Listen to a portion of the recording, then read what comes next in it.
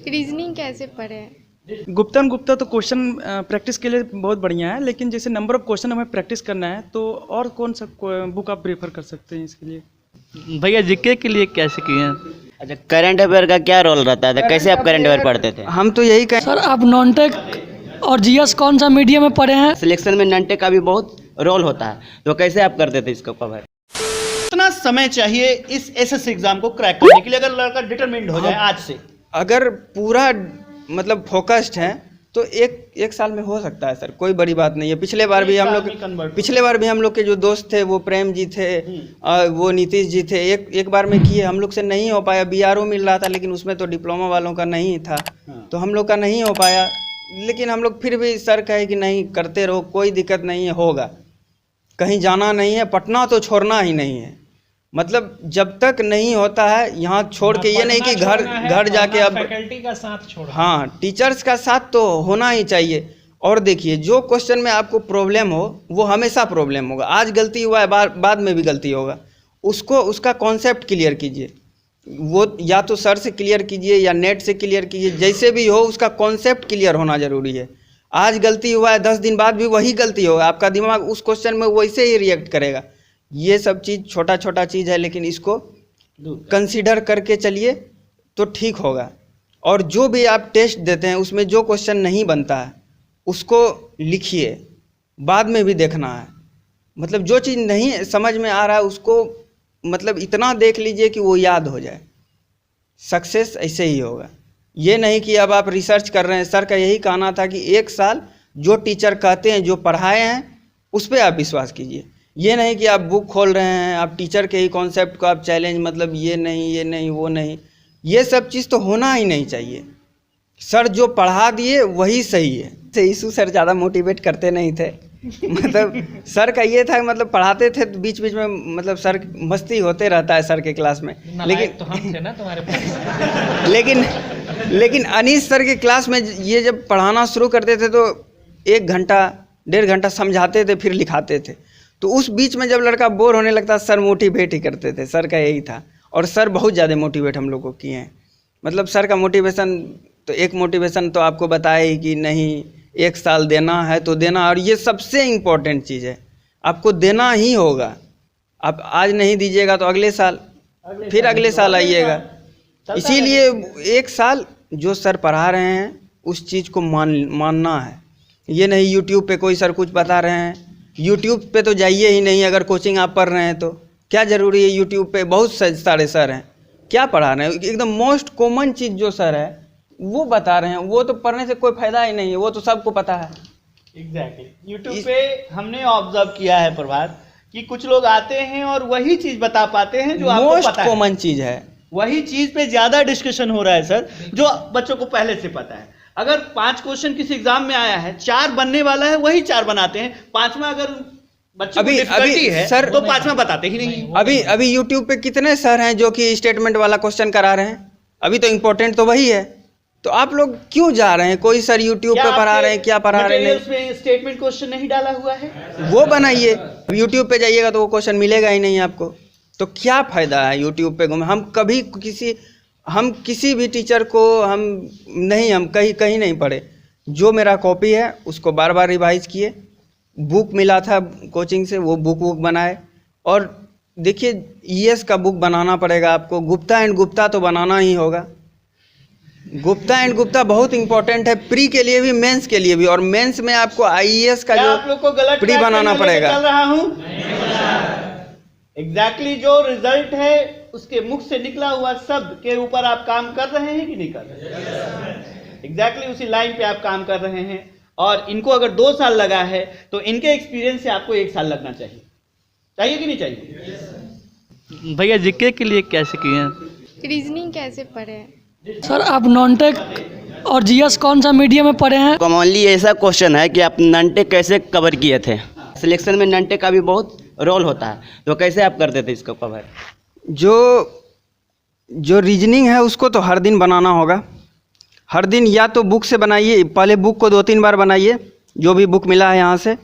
और उसके बाद टेक्स्ट बुक पे आपको एसएससी का रीजनिंग जब उस पर सर्च कीजिएगा, उस पर सीजीएल सब चीज़ का आ जाता है, एसएससी जेई का भी आता है। उसका टाइमिंग 40 मिनट फिक्स कीजिए, हर दिन प्रैक्टिस कीजिएगा तभी होगा। रीजनिंग ये मजाक नहीं है कि लास्ट के 10 दिन कर लिए हो गया। रीजनिंग सबसे इम्पॉर्टेंट है, उसमें 45 प्लस नंबर नहीं आएगा तो दिक्कत हो जाएगा। और जो जीके जीएस का बात है तो इसमें आप लोग सेलेक्टेड चीज़ पढ़िए। जैसे इसमें पॉलिटी आपको अच्छा से पढ़ना होगा, 5-7 क्वेश्चन आना ही है। हिस्ट्री पढ़िए, मॉडर्न हिस्ट्री पढ़िए, ऐसे जो एंशियंट पढ़िए, मिडाइवल पढ़िए ही नहीं, मिडाइवल से क्वेश्चन बहुत कम आता है। उसके बाद जो विविध वाला पार्ट है, मिसलेनियस वाला पार्ट है जिसमें डांस आता है, जो एसएससी का आजकल का ट्रेंड है, डांस पढ़िए। 7 शास्त्रीय नृत्य है, उसको पढ़िए। उसके बाद टेम्पल किस शैली में बना हुआ है उसको पढ़िए। उसके बाद कौन सा इंस्ट्रूमेंट कौन बजाते हैं वो सबसे इम्पोर्टेंट है। और यूट्यूब पे जाइए और ये सब चीज़ आपको जो है ट्रिक से मिल जाएगा। यूट्यूब पे अगर जाना है तो इन्हीं चीज़ों के लिए जाना है। यूट्यूब पे, हाँ, टेक्निकल के लिए नहीं, इन सब चीज़ों का आपको ट्रिक मिल जाएगा कि जैसे कि संतूर वादक कौन है तो ट्रिक वाइज बताया गया है, आपको मिल जाएगा, बहुत सारा है। तो वो पढ़िए, एकदम ज़्यादा नहीं पढ़ना है। और बायो पढ़ना है, बायोलॉजी से भी क्वेश्चन आएगा, बायो में भी आपको 5-7 नंबर आ ही जाएगा। और बायो बहुत इंपॉर्टेंट है। बायो ये नहीं कि मजाक करके जो है ये खाली उसमें हंसी मजाक चीज़ है, वो सब नहीं है। बायो का जो डाइवर्सिटी वाला चैप्टर है सबसे इम्पोर्टेंट है। उसमें उससे अंदर से क्वेश्चन पूछता है कि कौन सा जो है जीव बायलेटरल सिमेट्री है। थोड़ा मेरा मतलब बायोलॉजी इंग्लिश में ही है तो हम थोड़ा सा, और ऐसे तो जो भी है वो सब हिंदी इंग्लिश सब है। अच्छा, करंट अफेयर का क्या रोल रहता था? कैसे आप करंट अफेयर पढ़ते थे? हम तो यही कहेंगे, करंट अफेयर पे ज़्यादा ध्यान नहीं दीजिए। करंट अफेयर से क्वेश्चन नहीं आता, और आता है तो ऐसा आता है कि नहीं बनता। वो करंट अफेयर पे ज़्यादा जो है फोकस नहीं कीजिए। उससे अच्छा है पॉलिटी से 4-5 क्वेश्चन, 7 क्वेश्चन आना ही है। पॉलिटी को अच्छा से रिवाइज कीजिए, बायो को अच्छा से रिवाइज कीजिए, हिस्ट्री का मॉडर्न हिस्ट्री वाला पार्ट एकदम अच्छा से क्लियर कीजिए। और विविध वाला जो पार्ट है जिसमें डांस ये सब जो भी चीज़ आता है इसको अच्छा से क्लियर कीजिए। ज्योग्राफी सबसे भी क्वेश्चन आता है, लेकिन ज्योग्राफी से बहुत बड़ा कंटेंट हो जाता है, समय कम है। अगर समय है तो पढ़ लीजिए, कोई दिक्कत नहीं है। जैसे ज्योग्राफी में सर जैसे नदियाँ हैं ये पढ़ लिए, जैसे सेंचुरी है ये पढ़ लिए, जैसे वो जैसे कि ओर्स जो होता है, मतलब हाँ, सिलेक्टेड टॉपिक जो है। ज़्यादा पढ़ने जाएंगे तो इंडिया में इतना ज़्यादा डाइवर्सिटी है कि पढ़ते पढ़ते जो है दिमाग तो खराब हो यही चीज़ कह रहा हूँ कि नॉन टेक में भी आपको अपना माइंड नहीं लगाना। सीधी सी बात है कि आपको यहाँ पे हर तरीके से चीज़ों को तैयार करके आपके सामने एकदम बना बनाया खाना रखा हुआ है, ठीक है। बस आपको निकाल करके खाना है, कोई मेहनत नहीं करनी है कि हमें खुद से खाना पकाना है। वो सारी मेहनत हम लोग कर रहे हैं। बस एक उम्मीद आपसे कि आप रिजल्ट लेकर के अपने लाइफ को सेटल कर लो।